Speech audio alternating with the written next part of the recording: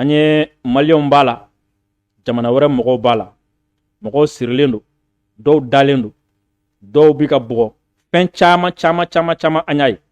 wa mɔgɔw ye damakasi kan kɛ an ye k'a fɔ ko minnu bɛ bɔ ye ko k'u kunda Moritani sira kan k'u bɛ gɛlɛya sugu bɛɛ lajɛlen de ye sira la ko depuis ma don Moritani kɔnɔ fɔlɔ k'u bɛ gɛlɛya ta k'i sɛgɛrɛ k'a fɔ ko séjour ko kuma i bɛ don n'i donna o 20,000 ani kɔ minɛna yɔrɔ dɔ la n'i tila ka se ɲɛfɛ tuguni u tila k'aw fara ɲɔgɔn kan aw lasegin o kɔfɛ tuguni an y'a ye k'a fɔ ko mɔgɔ caman minɛnen kun bɛ u bolo u segira ka na olu bila frontière an fɛnw na Sisoko an ka sɛgɛsɛgɛli kɔnɔna la an bɔra mun kan an ye mun faamu an ye analyse jumɛn sɔrɔ a kɔnɔ yan'an ka se Mali ministre ye gouvernement ye communiqué min kɛ kunu Sisoko ni mɔgɔw hakili b'a la jamana o jamana ko a bɛ kɔgɔjida la n'a ni Union européenne u tɛgɛ di ɲɔgɔn ma walasa ka dɔbɔ migration na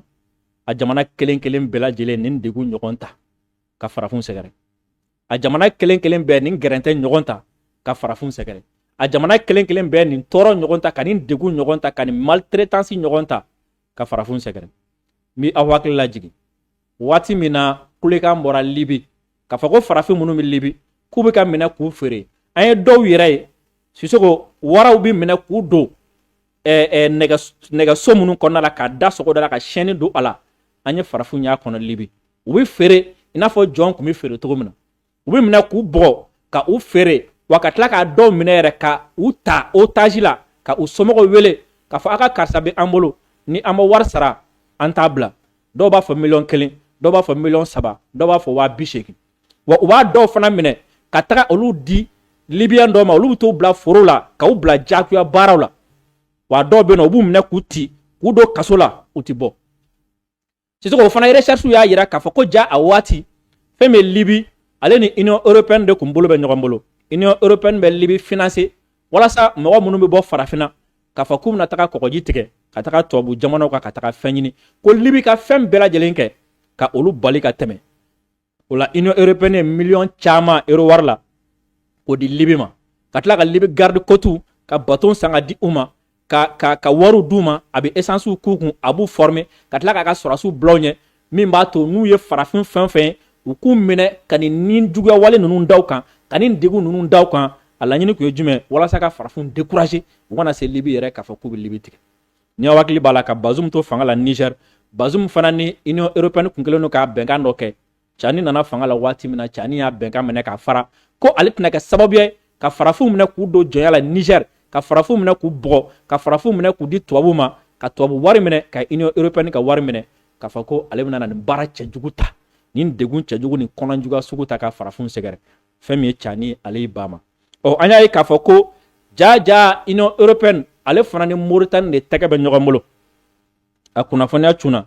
ko l'Union européenne octroie 210 millions d'euros à la Mauritanie pour lutter contre l'immigration clandestine. Depuis février kalo la san 2024 Mauritanie ni Union européenne bɛnkan dɔ kɛ u ni ɲɔgɔn cɛ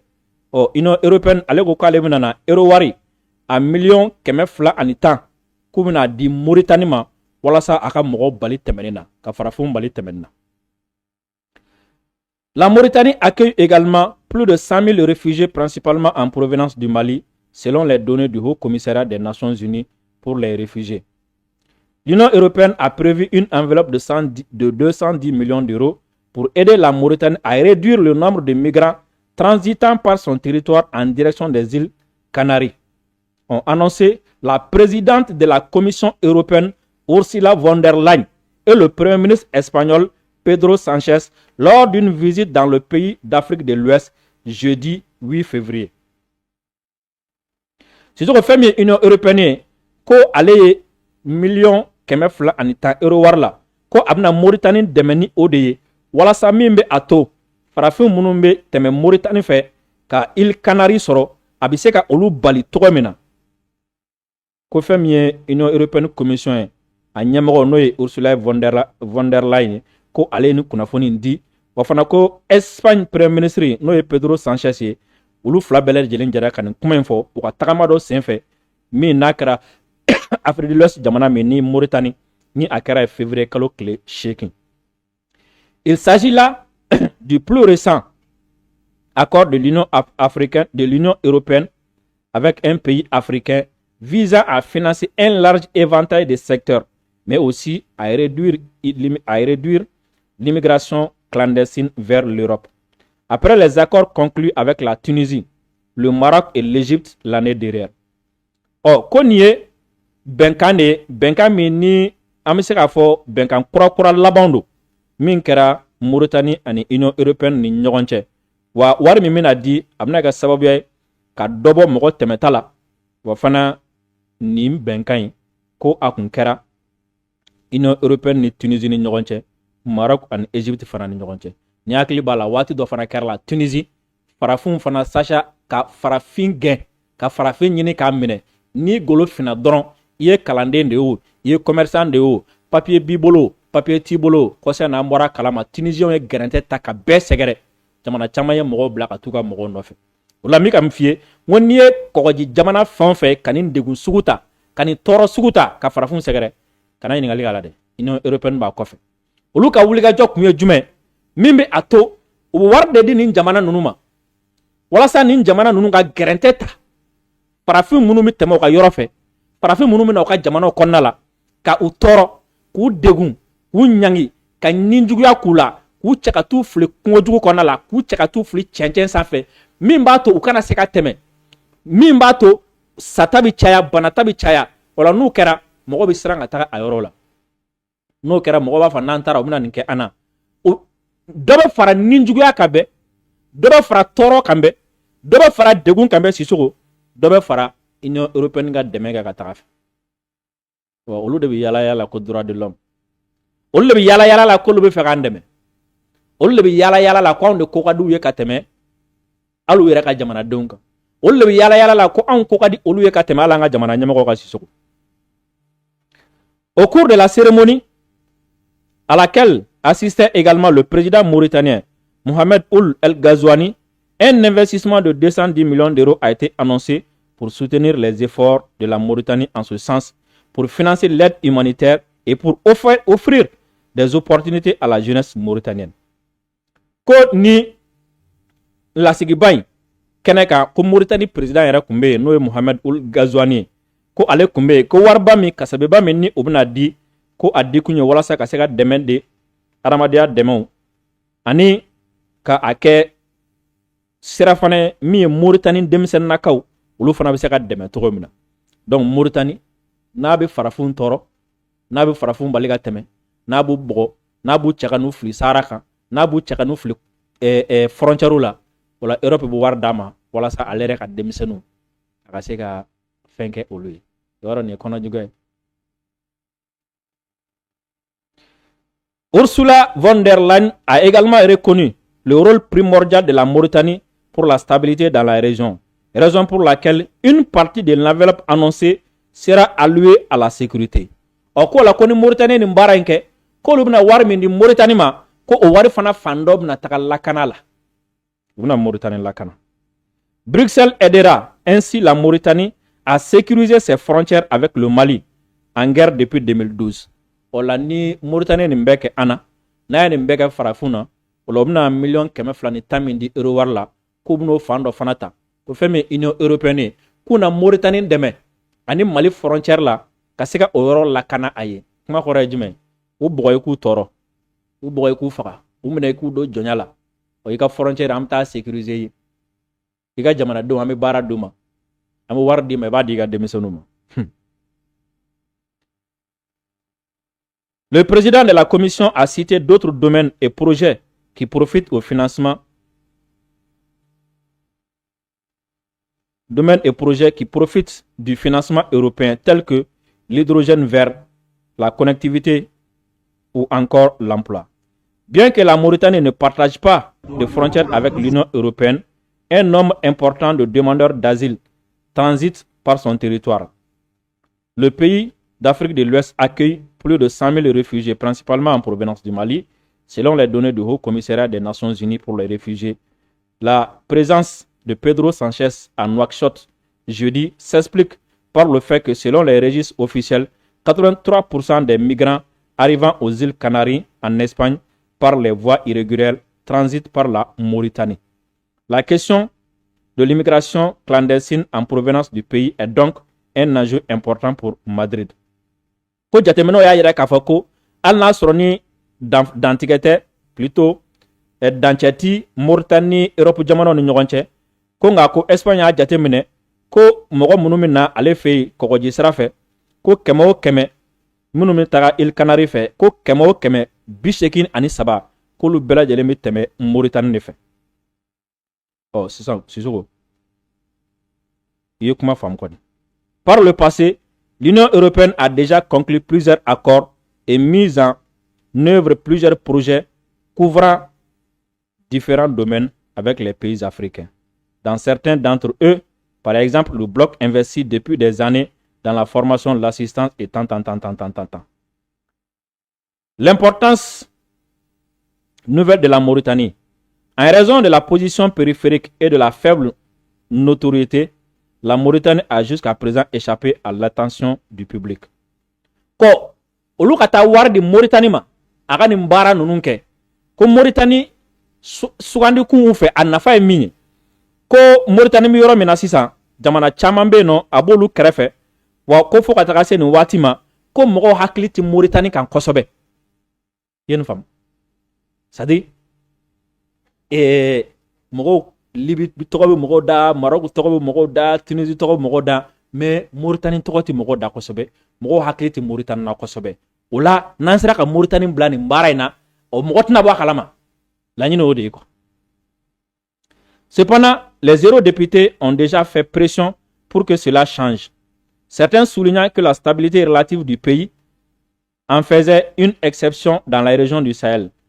fréquemment secouée par les coups d'État militaires et des insurrections ces dernières années.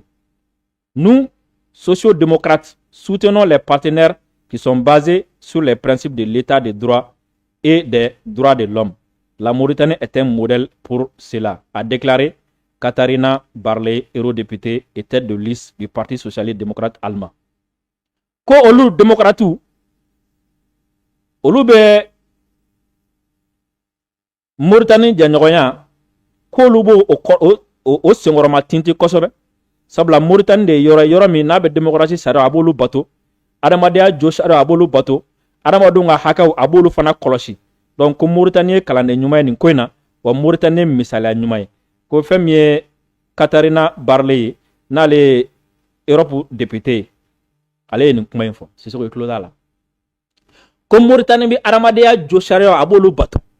a bɛ droit de l'homme bato a bɛ démocratie bato o de la u ye wari di Mauritanie ma a ka mɔgɔw faga u ye wari di Mauritanie ma a ka mɔgɔw bugɔ u ye wari di Mauritanie ma a ka farafinw laɲani u ye wari di Mauritanie ma a ka sira da mɔgɔw ɲɛ u ye wari di Mauritanie ma a ka mɔgɔw cɛ ka n'u bila frontière la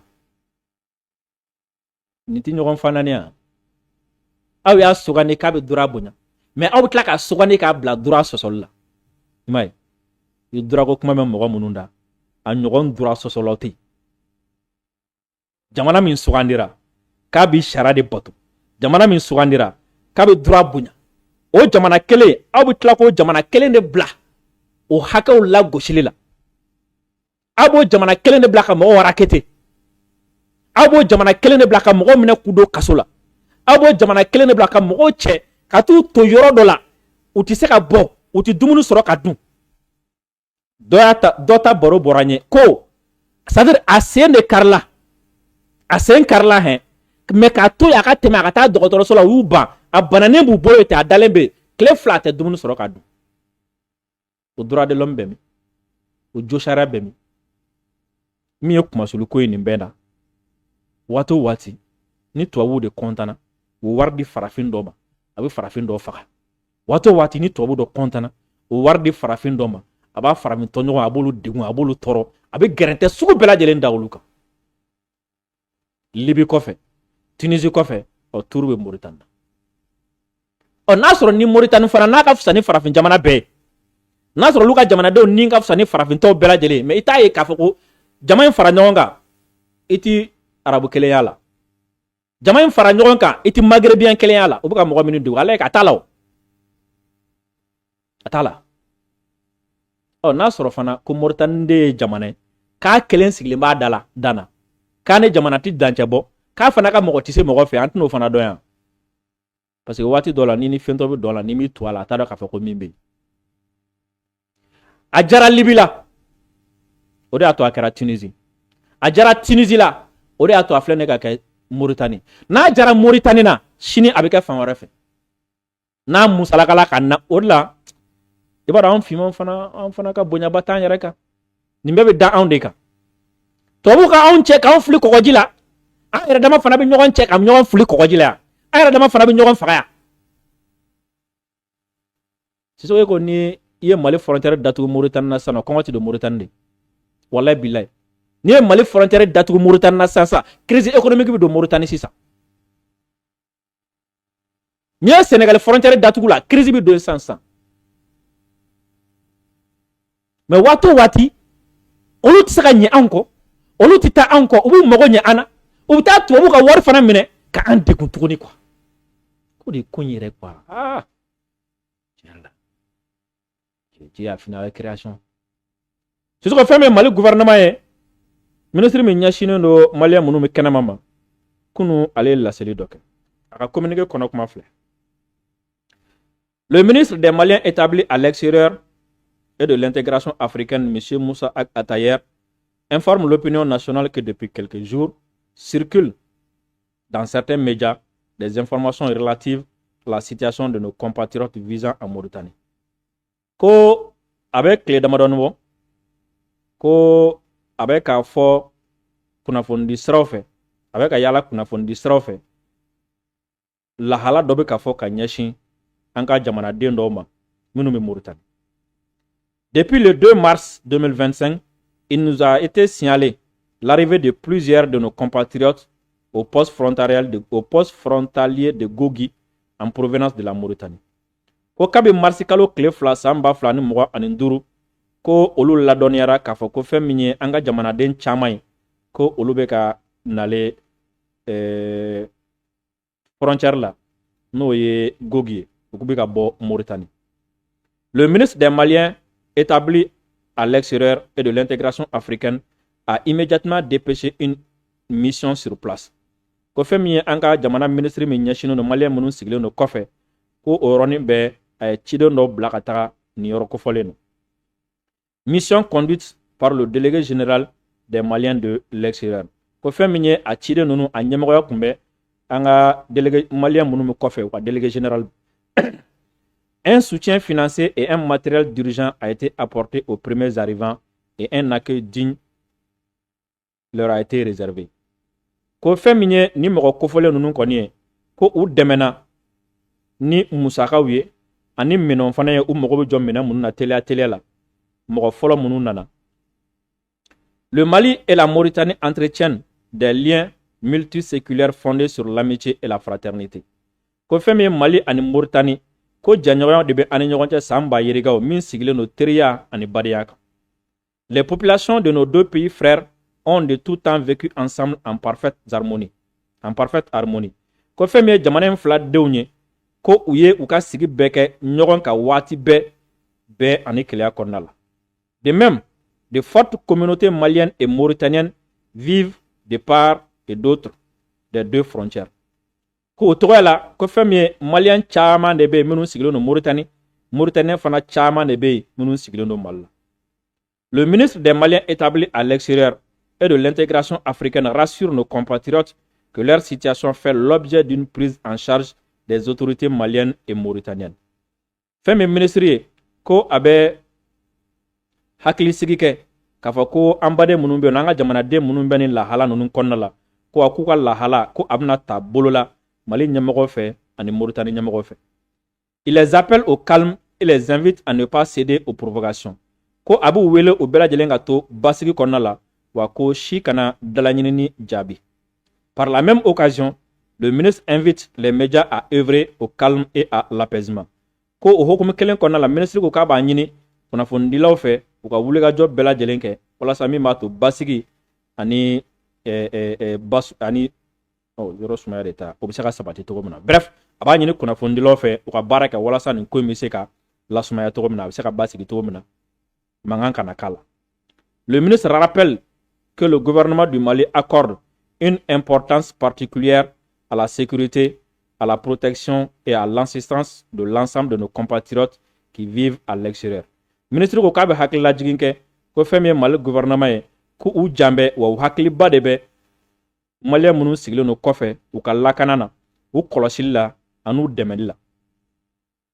L'attention accordée à nos compatriotes de la diaspora s'est particulièrement renforcée sous le leadership de son Excellence le général d'armée Assimi Goïta, président de la transition, chef de l'État, qui, au point 7 de sa lettre de cadrage adressée au gouvernement, renforce la protection des Maliens établis à l'extérieur. Ko u jamimbe kofe mogola ko o kolo sinsina kosobe ni anga jamana nyemego no ye général d'armée Assimi Goïta ale ka nyemogoya konnala ni ale anga transition nyemego ni jamana nyemego fanado ko aye batagi krengrene minde gouvernement ma o dakunya wolon flanana no ye kafa ko ku janto kosobe jamana de munu mu kofe male munu mu kofe ulu ka lakanana wa basigila anu u koloshila. La situation des Maliens établis en Mauritanie bénéficie de la même attention et du même intérêt. Ko femi Maliens munu me Mauritanie ko lu ka la halaw koni ko a koloshilendo kosobe. C'est dans ce cadre que le chef de l'État a dépêché M. Moussa Ag Attayer, ministre des Maliens établi à l'extérieur et de l'intégration africaine, qui était porteur de messages auprès de son Excellence Mohamed Ould Cheikh El Ghazouani, président de la République islamique de Mauritanie. Ko hokumu de konnala Mali jamana nyamago no ye Assimi Goïta ko aye Moussa Ag Attayer ni ale jamana de munu sigile no kofa olu ka ministre ani ka farafendenw bɛɛ lajɛlen koloso ɲɔgɔn na ko Assimi Goïta ye ci kɛrɛnkɛrɛnnen do ale da ka ci kɛrɛnkɛrɛnnen do a bolo ka taga Mauritanie président fɛ n'o ye Mohamed Ould Cheikh El Ghazouani ni ale ye Mauritanie jamanakuntigi ko o ci entre autres résultats de cette visite ko jaabi min sɔrɔla ale ka o ci la ale ka o tagali la o jaabi fɔlɔ le lancement d'une opération spéciale de délivrance de cartes de résidence aux Maliens établis en Mauritanie avec exemption de paiement de frais. Ko jaabi fɔlɔ kɛra min ye ko Mauritanie wulikajɔ kɛrɛnkɛrɛnnen kɛ walasa ka papier min ni o ye sigi papier n'o bɛ kɛ i bolo i bɛ se ka sigi Mauritanie kɔnɔna la ko ka o baara dɔ lawuli kɛrɛnkɛrɛnnen la Maliens ye wa fana min b'a to Maliens bɛ se k'o papier sɔrɔ o papier fana sɔrɔli u kana musaka sara o fana la. La mise en place d'un cadre d'échange permanent entre l'ambassadeur et les services des ministères mauritaniens concernés. K'u ye jɛkulu fana bila sen kan min b'a to kuma ɲɔgɔnya bɛ se ka to ani Mauritanie ni ɲɔgɔn cɛ toga min na an ka lasigiden min bɛ yen n'o ye ambassadeur ye ani Mauritanie olu fana ka ministre min ɲɛsinnen don u ni jamana wɛrɛ kɔcɛ ko ma c'est-à-dire kuma ɲɔgɔnya ka to olu fana ni ɲɔgɔn cɛ c'est-à-dire u ye jɛkulu dɔ sigi sen kan min b'a to olu bɛ se ka kuma ɲɔgɔn fɛ waati bɛɛ. L'implication de l'ambassade du Mali à Nouakchott pour une large adhésion des Maliens au nouveau processus de régularisation des Maliens. O fana ko laɲini min b'a to Mali ambassade min bɛ Nouakchott ale bɛ se ka i sen don a la cogo min na walasa Maliens minnu bɛ Mauritanie u bɛ se ka sɔn Mauritanie sira kura minnu sigi a ye sariya kura minnu sigi walasa mɔgɔ minnu bɛ Mauritanie u bɛ se ka to Mauritanie sariya bonya kɔnɔ cogo min na. C'est-à-dire u ka se ka sigi u ka se ka sɛbɛn sɔrɔ u ka se ka lakodɔn quoi. Le ministre Moussa Ag Attayer suit avec attention l'évolution de la situation et se fera le devoir de prendre toutes les mesures nécessaires au renforcement de la protection de nos compatriotes. Ministre ko u jamɛ nin ko in na kosɛbɛ wa bɛ ka ko in kɔlɔsi fɛnɛ wa fana ni se fera le devoir de prendre toutes les mesures nécessaires ko wa fana ko fɛɛrɛ fɛ kan ka tigɛ nin ko in na u na o fana tigɛ walasa an ka jamanaden minnu bɛ kɔfɛ olu bɛ se ka lakana cogo min na nin kɛra Bamako mars kalo tile 7 san 2025 o tɛ kunu ya ministre ye nin kunnafonidi kɛ nka Sisoko n'i ye jateminɛ kɛ ministre ka ɲɛfɔli kɔnɔna na i b'a ye kuma in fanba ale ka kuma fanba ɲɛsinnen don minnu ma o ye Maliens minnu sigilen don Mauritanie mais an bɛ kunnafoniya minnu sɔrɔ n'i y'a jateminɛ gɛlɛya fanba bɛ mɔgɔ minnu kan o minnu sigilen bɛ yen nɔ olu dɔrɔn tɛ dɛ o ye minnu bɛ taga ka se ka don yɛrɛ o de baara ye i bɛ papier sara yɔrɔ dɔ la u bɛ wari minɛ la i bɛ taa yɔrɔ wɛrɛ la u bɛ tila k'i gɛn minnu bɛ yen olu dɔrɔn tɛ dɛ ka don yɛrɛ gɛlɛn fanba bɛ olu de kan gɛlɛn fanba bɛ taamadenw de kan olu de bɛ minɛ olu de bɛ gɛn olu de bɛ bɔgɔ olu de ka wari bɛ minɛ résidence ko ɲininkali bɛ kɛ olu de fana la n'i ye nin communiqué kɔnɔ kuma la minnu bɛ yen baara bɛ ka kɛ walasa olu bɛ se ka papier sɔrɔ résidence ye jumɛn papier min bɛ d'i ma walasa i ka se k'i sigi n'est-ce pas mɔgɔ min ma don fɔlɔ mɔgɔ min bɛ sira fɛ e bɛ résidence ɲininkali kɛ o la mun na n donna n taara papier ɲini walasa n bɛ se ka n sigi mais n bɛ sira de fɛ ka taa e b'a fɔ ne ye papier ɲininkali kɛ ne la cogo di n b'o papier jumɛn